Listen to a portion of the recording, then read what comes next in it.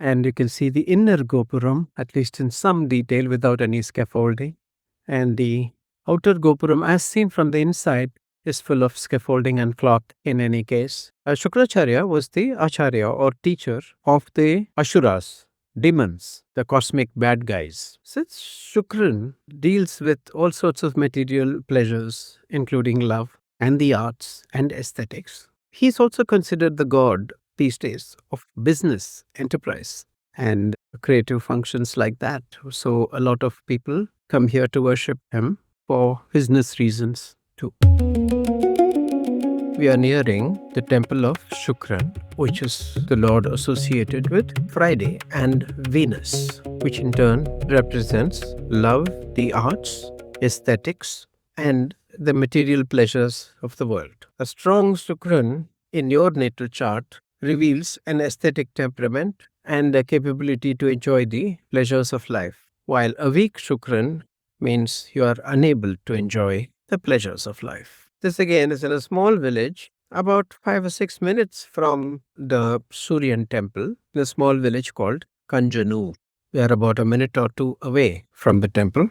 This temple too seems to be under some renovation or reconstruction of some kind. I can see the scaffolding over the 5-tiered gopuram.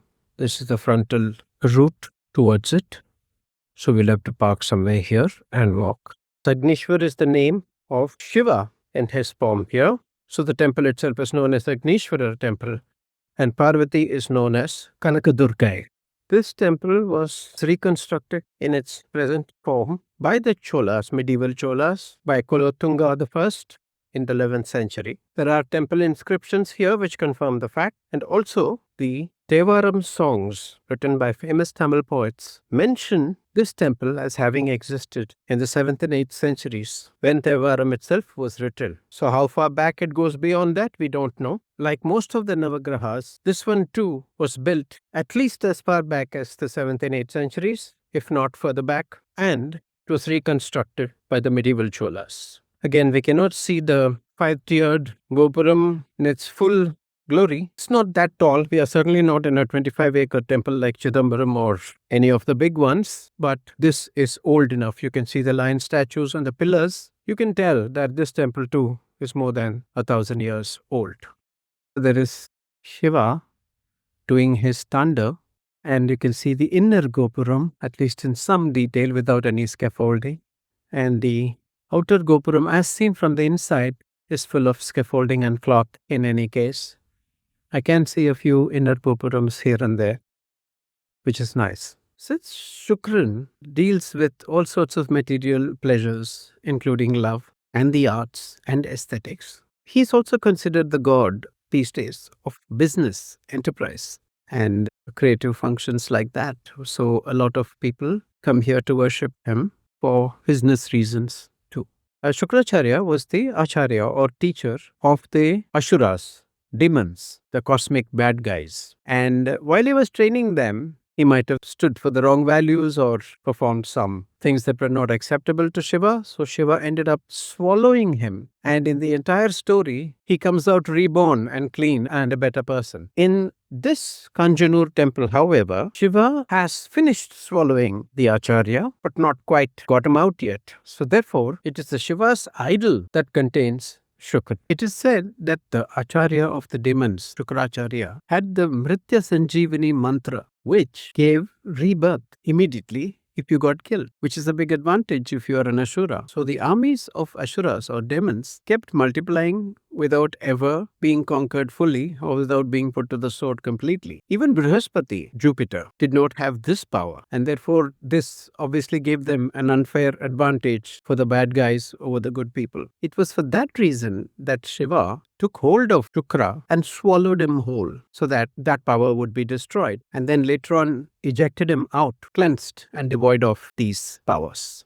This is the North Gopuram, again being rebuilt. It's a nice ample courtyard outside. Nothing like the scale of the big temples like the Tiruvannamalai or any of the Panchabodha Sthalams. These are relatively very small temples. There is the Nandi here, a small, nice Nandi. There is a flagstaff that was up into the open sky. And here is the Shiva dance. This is the main shrine, and I don't think I'll take the camera inside. Karpagambal shrine for Parvati. It is quite a spacious temple, while not being exactly huge, but it is spacious.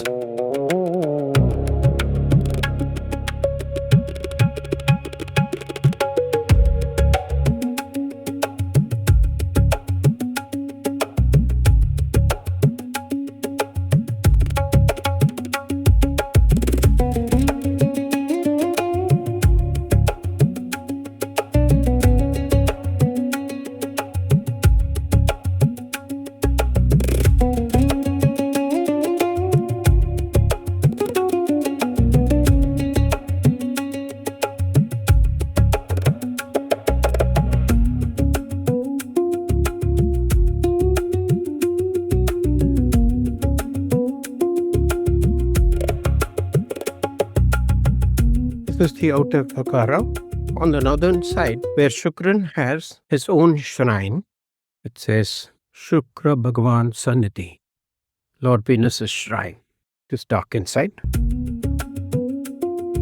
In the shrine inside for Shukran, we saw Shukran outside of the main sanctum along the outer corridor on the northern side, and Shukran there has got his own shrine and depicted as standing with his staff and a book in either hand, as well as astride a white horse. Because he was garlanded completely, and a priest was in charge saying the prayers. So it was difficult to see all the details, but it was quite well lit and impressive. One other legend associated with the Shukran temple here in Kanjanur is that this was the place that Shiva performed the Mukti Tandavam. The more famous Ananda Tandavam at Chidambaram is rightly well known. Here, the lesser known dance called the Mukti Tandavam, which means it is not a dance of joy or exultation, but this is a dance of freedom. And Shiva performed this for a great sage called Parasara. Parasara was in fact the father of the great Vyasa, the author of Mahabharata and the compiler of the Vedas. Sage Parasara is the one who sanctified this place with his penance. And it was in return for his hard work and effort that Lord Shiva performed his Mukti Tandavam for him. That was the Mukti dance, the dance of liberation, performed here by Shiva for a very faithful devotee.